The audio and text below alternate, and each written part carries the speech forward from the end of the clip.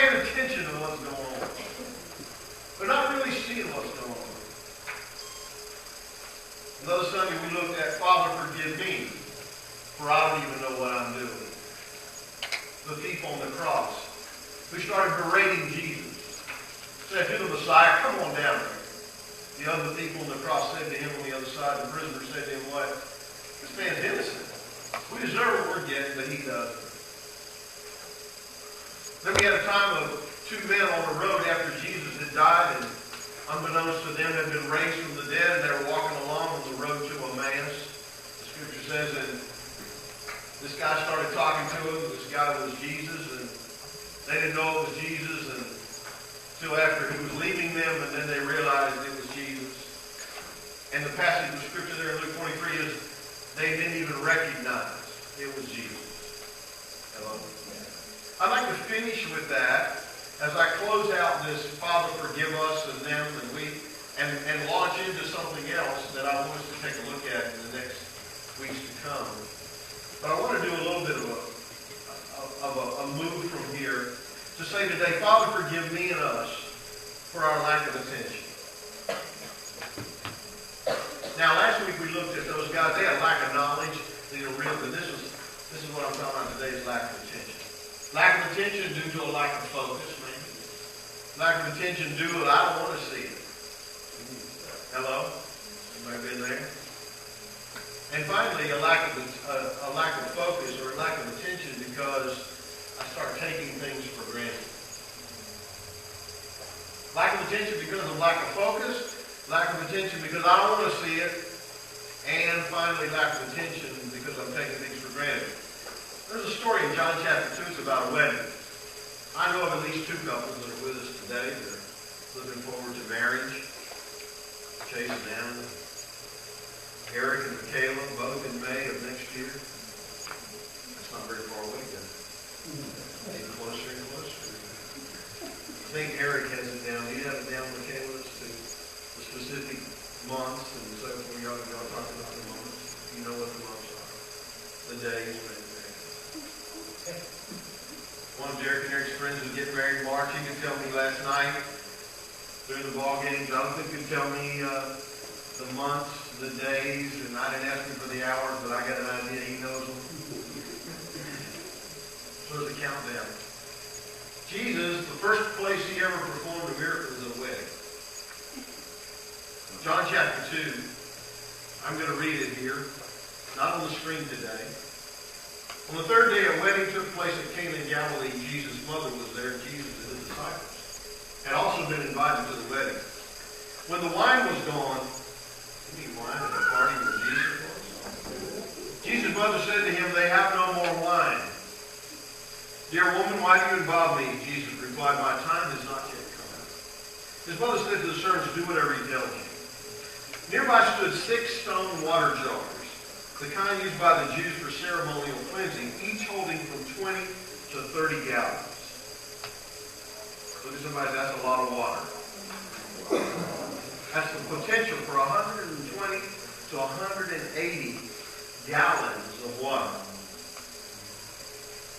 Jesus said to the servants, fill the jars with water. So they filled them to the brim. Then he told them, now draw some out and take it to the master of the banquet. They did so, and the master of the banquet tasted the water that had been turned into wine. He did not realize where it had come from, though the servants who had drawn the water knew. Then he called the bridegroom aside and said, everyone brings out the choice wine first, and then the cheaper wine after the guests have had too much to drink. Sounds right to me. Does that sound right to you?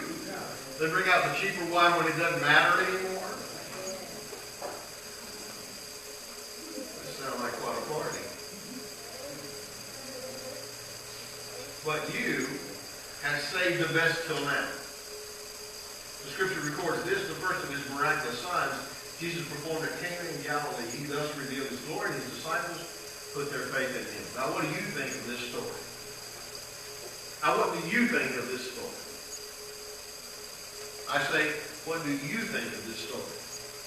If you grew up in Sunday school, you would think of this story as one I've heard for a while, right? Some of you would remember this story where pastors trying to spend most of the sermon telling you why the wine was not wine. Is that what you remember?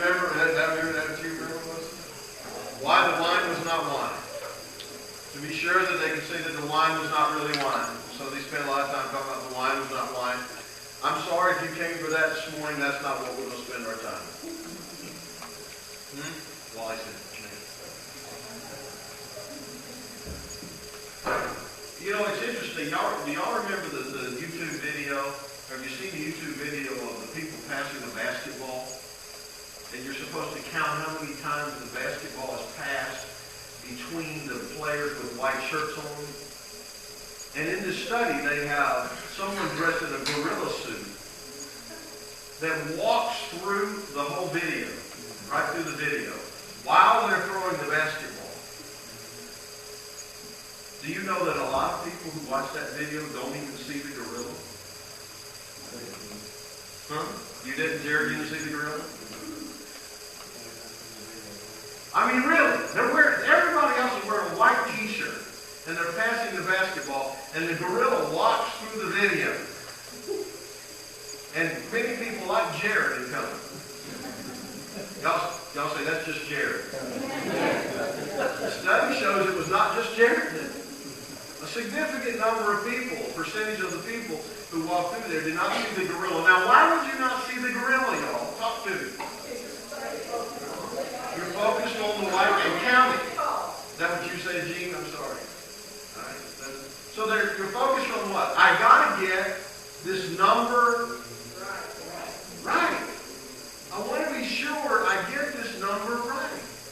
So I want to focus on who's passing the ball. I don't have time to fool with the gorilla. You've heard, haven't you, many, many times, when there's conflict in a family. They talk about the elephant in the room. I usually like to call it's usually a pink elephant. A pink elephant. In other words, it has the same sort of impact as a pink elephant would have being in the middle of the room. But instead of looking at the pink elephant, we're looking at everything else. We're walking around the pink elephant. We're not talking about the pink elephant. We're not doing these things. So I wonder what would happen if you had been there. That's why I think a lot of people look at this story and they don't see the gorilla walking through the room because they're too busy bean counting how many passes are going on. What's all of the specific things that are going on, and we miss the gorilla that walks through. Yes, since you're a professor, I will allow you to do so.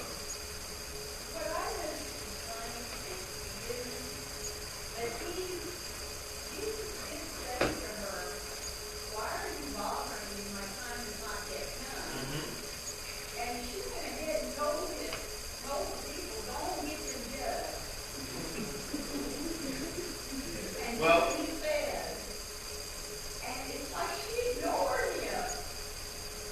I wonder, ma'am, why are you're a mother. Why are you surprised by this? I mean, why? Don't talk to me. Why? You know, your question is okay, but I just wonder why you're surprised by this. No, don't go into that. I don't know about you. You're surprised by her mother ignoring you?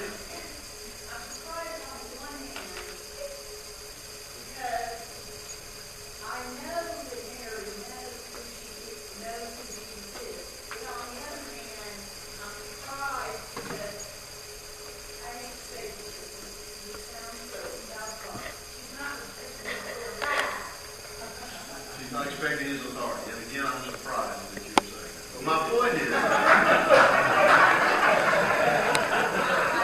is anybody else surprised by mama not paying attention to her grown son? Huh? Now, come on, is anybody else surprised by this? I'm not surprised by this. Now, and I'm not going to allow us to keep bean counting and throwing it and that kind of thing. I'm not surprised by this. I think it's a great example, Pam, seriously. I think Brandon, Pam, it's a great example. She's acting like she's mad now. And like I said, she's a mother. He was 30, that's right. And the interesting thing is that Jesus was often a reluctant person, it appears, to do these things. It's not so different from his style, Pam, if you would notice in the scriptures. And many times after he did a miracle, what did he tell them? Don't tell anybody. And so I think it's just consistent with Jesus' style. He wasn't saying, I'm not going to do it tomorrow, I don't think. I think he was just saying, kind of like he did before, don't tell you. It's kind of like you heal somebody from blind eyes, and then he tells them, don't tell anybody. Isn't that interesting? Like, I promise. I was blind, and now I can see. I promise, Jesus, I'll never tell. You know what I'm saying? So I think it was very consistent with that. And I think it was. But my spoofing about mothers and so forth, God will use mothers sometimes to do things with sons and daughters, something like that. Or maybe don't think of time. So sometimes he'll do that. But no, let's continue. Because the idea, the core of it, what else do you think about this story? What else is your focus about this story?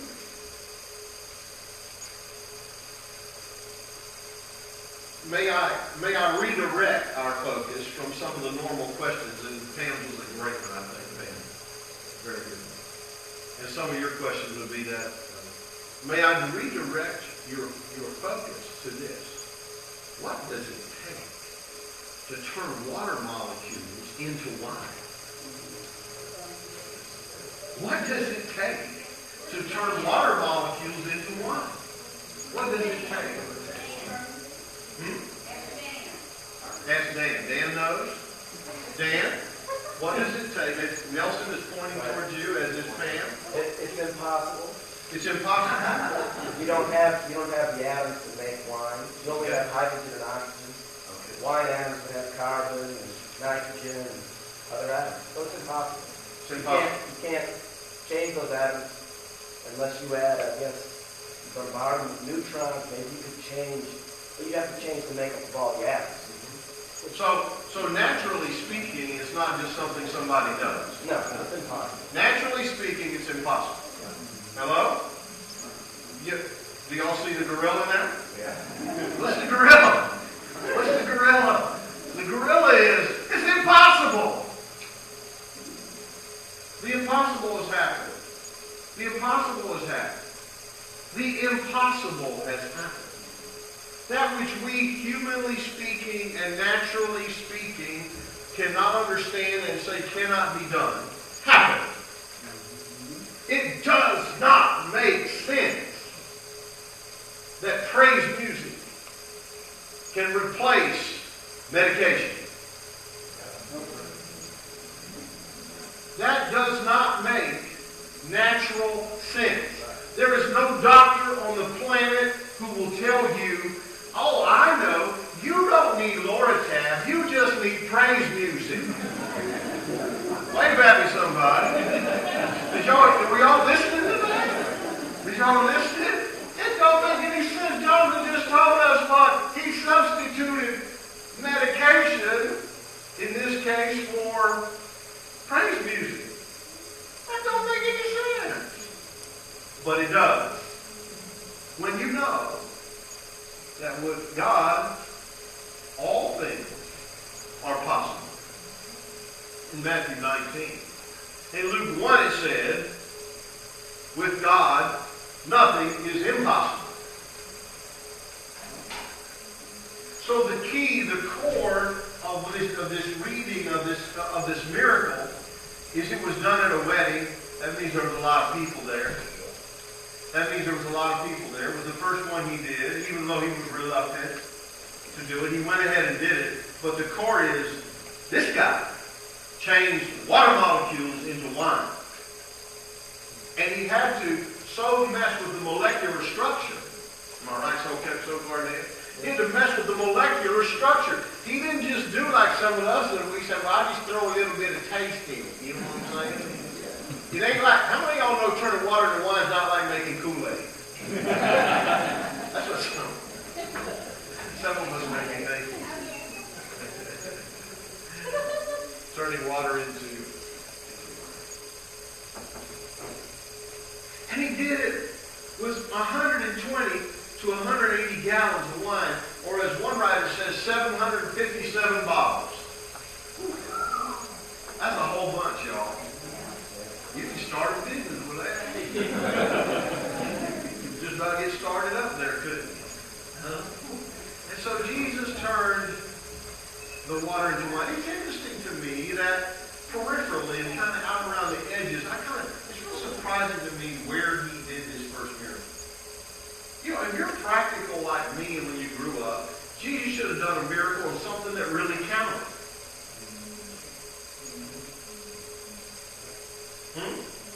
You know, something that really counted. Something that was the substance of life.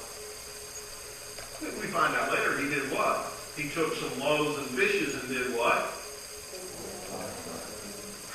That ain't easy. I remember years ago, Miss Alex saying, about the time we went to Birmingham Work Release to feed the ladies, and I was there. Alex, were you here? I don't know if you were there or not. We fed the ladies, and she was convinced we did not have enough food for everybody that showed up, and I think she was absolutely right by way of counting. I mean, it didn't make any sense. When I looked at the food and I looked at the ladies lined up, plus all the other people eating, it didn't make any sense. We were going to run out of food. All I know is every one of them got fed, and a bunch of them took a bunch of food. Huh? All I know is a bunch of them got fed. And Miss Alex would over and over say about that day. She said, Jesus multiplied this food. Jesus multiplied this food. Jesus multiplied this food. And what would we often say? Now, there's got to be another explanation. This Alex had more food than what she thought she did. So apparently, if you go back into the old story here, this little boy had more than 3 loaves and 2 fishes. He must have brought it on his big cooler. His big old cooler. He had it trucked in, didn't he? You know what I'm saying? We saw how many, that there were 5,000 to feed, and it was just men. There was a bunch more than just men. That was just counting the men. Didn't even count the women and children. So I don't know how many people. I've been to where they say this happened, over by Galilee, by the Sea of Galilee. I've been to where they sit up there on that hillside. I'm telling you what, you can get did you say where I come from, you can get a whole heap of folks up on that hill. I mean, there were a bunch of people. And so when Jesus did this, the core of this is the question for us is, does Jesus have, let me change it. First past tense. Did Jesus have what it takes to turn water into wine miraculously, supernaturally, beyond what we can understand? The second question follows, and that's more pertinent for us today, perhaps, or just as pertinent, is, does Jesus have what it takes? Not just did Jesus, but does Jesus have what it takes to turn the water into wine? To do things above and beyond what we can even think. And I am so grateful. Jonathan did not know what my sermon was today, and I'm so grateful for his example of how Jesus did a miracle for him. Jonathan didn't get up here to say it was because of me. In fact, he said he was trying to do it and it didn't work until he trusted Jesus to do it. Way back. Did you hear that loud and clear? So really, Jonathan already preached. I'm just following up. I'm just cleaning up behind it, okay? Now, when we think about this, let's think a little bit about it. I want to kind of go with us to, somebody gave a name to this, and he's an author that I have used so many times, but I'm not going to give his name because then it'll click for you right now, so I will as we go through this series, but he's called something that where we fail to see the core of this story, or if we fail to see the core of our story today, as he calls it, and I'm sure you can bring it up, it's called inattentional blindness. See, I'm pretty smart right there. I read that word, passed it on to you. Inattentional blindness. Inattentional blindness. It's a blindness that occurs because we're not paying attention for the 3 reasons I mentioned before. One is that I've lived in a house with a sauna, but because of inattentional blindness, I've never used it. Lack of focus, in my case. scared to try it years ago in case it didn't work. Wave at me, somebody. Huh? I don't know what's going to happen. I don't know. I've never seen anybody do it, so I don't know what's going to happen. I've never had a song before. I don't know if I like it. I'm not sure if I want it. So I just don't even pay attention. So I didn't even want to see it, the second thing. It's lack of focus. The second one, I didn't want to see what was important to me.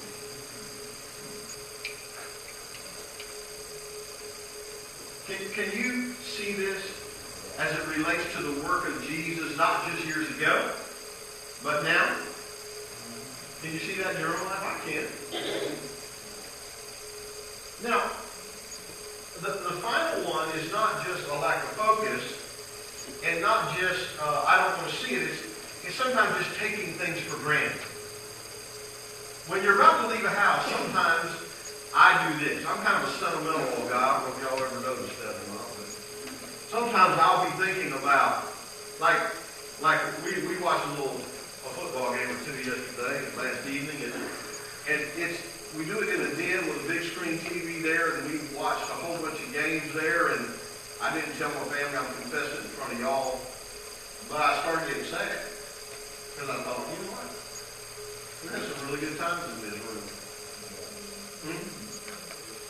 My team did pretty good there for about 3 years. And we got to watch the championship game in there around people that we cared about. Hello?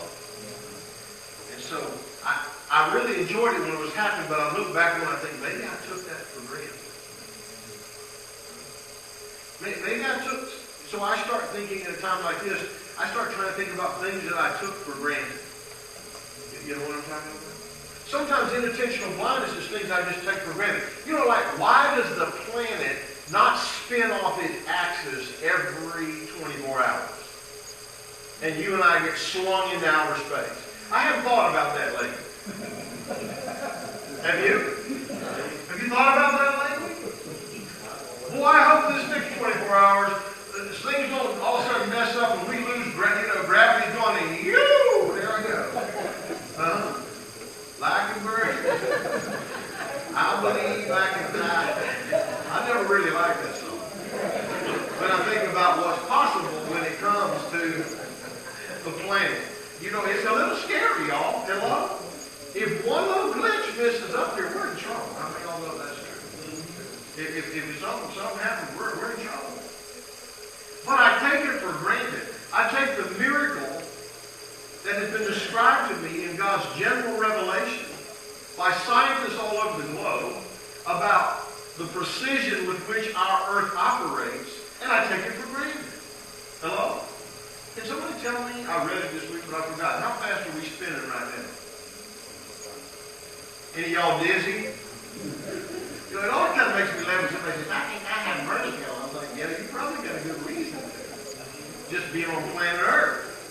If you know about this, I'm gonna look it up and get more specific with you about how fast we're really going.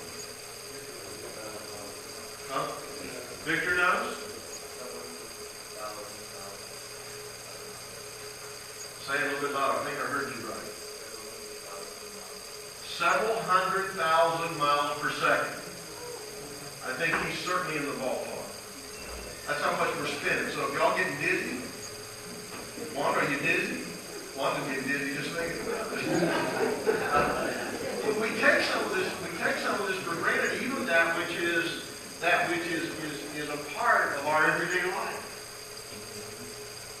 I wonder if that happens with Jesus. He's doing this kind of stuff in our life every day. Things that we have learned to take for granted. If you are getting along with your family, do you know that is absolutely a miracle? If you are communicating, if you are understanding anything I say today, it is what I call the miracle communication. Huh? Because there's what I said, and then there's what you think I said, and there's what I think you think I said. And I'm just getting started. Hello? There is this, in the miracle of communication, is absolutely, the fact that the meanings of the words connect is absolutely a miracle. With the different perspectives in life that we have, it's absolutely interesting. It's a powerful thing, but we don't think anything about it. We get mad when it doesn't happen. Why can't understood me. Really? Hello? How about, I've kind of adopted this thing. It's not easy to do, but I've kind of adopted this thing. I'm like, if somebody understands me and gets me, I'm like, whoa. I know I'm complicated. And I'm not the favorite son. Y'all already heard that ad nauseam. And absolutely, Janet is absolutely telling the truth. I am not the favorite son. That's always been known in our family, especially my mama, God rest her soul, 10 years ago, is it was always known that Darrell was her favorite son. Her favorite ever. And it's why he is the way he is today. It's why I am the way I am today. Because when you grow up the least favorite son, because I'm suspicious that Lidford was a real close second to Darrell. He was the baby. You know how the babies are. So those older ones, we catch all the brunt of everything. They practiced under me and then cleaned up on them. You know what I'm saying? But anyhow, isn't that right, Chet? You want to know that, Chet? The coding is way down. So, but now where was I? Oh, if you're confused by the fact that your family does not understand you, maybe you ought to not be surprised by that anymore. Instead, embrace when communication does happen. What would happen if we said, that is so wonderful, I'm enjoying that? I don't mean you have to embarrass everybody in front of God and everybody, but I'm just saying, what if we embrace that? What if we embrace what God is doing instead of that which we don't understand is not happening? There's two tricks that Batterson says that keep us from understanding miracles. The first one is what he calls skepticism. Subliminal skepticism. As Christians, a lot of times, one of the things we struggle with when it comes to the miraculous is that one of the things we struggle with is we confuse discernment and skepticism. Discernment is important. There are people who are out here doing false kind of things or charlatans and are trying to create that. But because there are people out doing false things, a lot of times it's easy for us to say, nothing happens miraculous. You know what I'm saying? Anybody feel me there? Yeah. Then nothing happens miraculous. Because that happened falsely. The charlatan. The second trick for us that we trip over a lot of times when we're thinking about miracles is not just some little skepticism, but it's disappointment. He calls it dormant disappointment. I love the story that he tells. The story of a man who was a psychiatrist, and he was working with a lady one time who had no memory, who had no short-term memory. I'm sorry. She had no short-term memory. And so every day when they walked in, they would shake hands, like Charlie and I did. And so what he decided to do, this was back in 1936, I believe, somewhere, he decided to hide a pin in his hand. Hide a pin in his hand. P-I-N, not a pin, a pin. And when he shook hands with her, it pricked her this time. Do you know? Because she had no short-term memory, she could not consciously say to him that she remembered the pin prick. But from that day on, she refused to shake hands with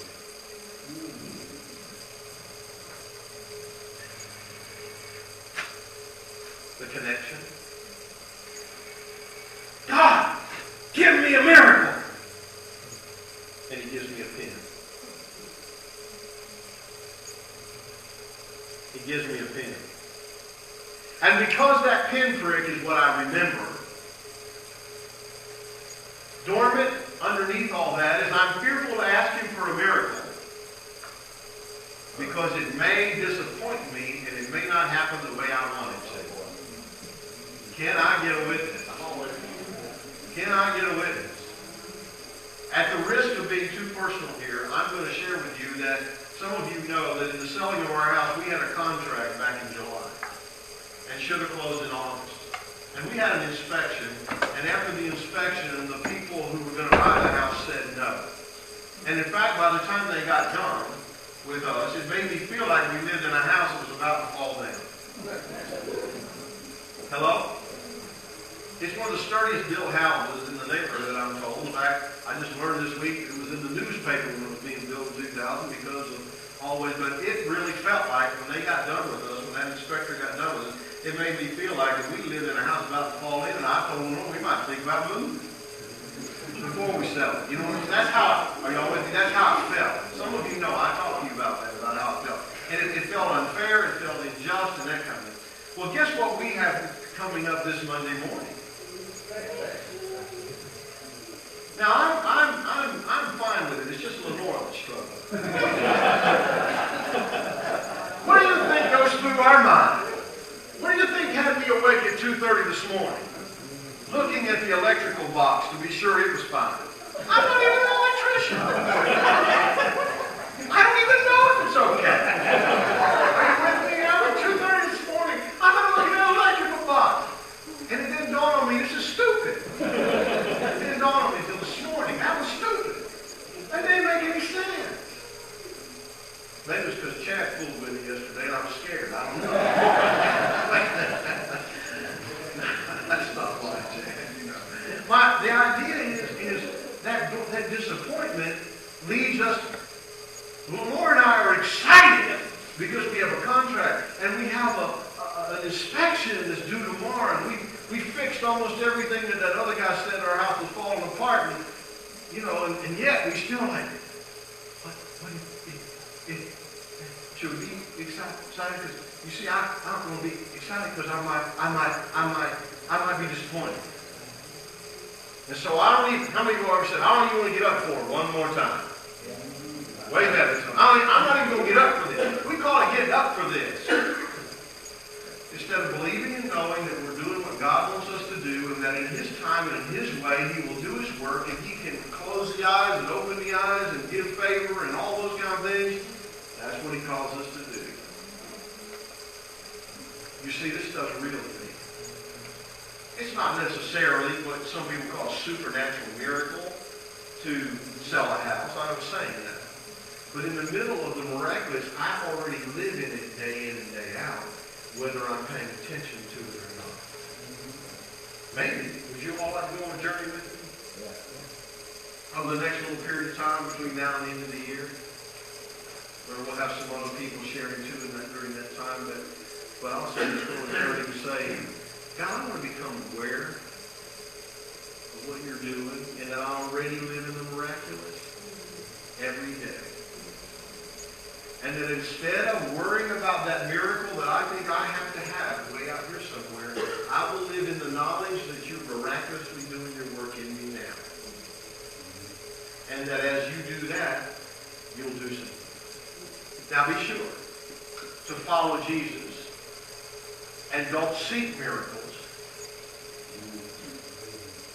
However, you don't have to seek them, because if you're a follower of Jesus and you're alert and aware of it, you will find yourself smack dab in the middle of them, whether you saw them or not.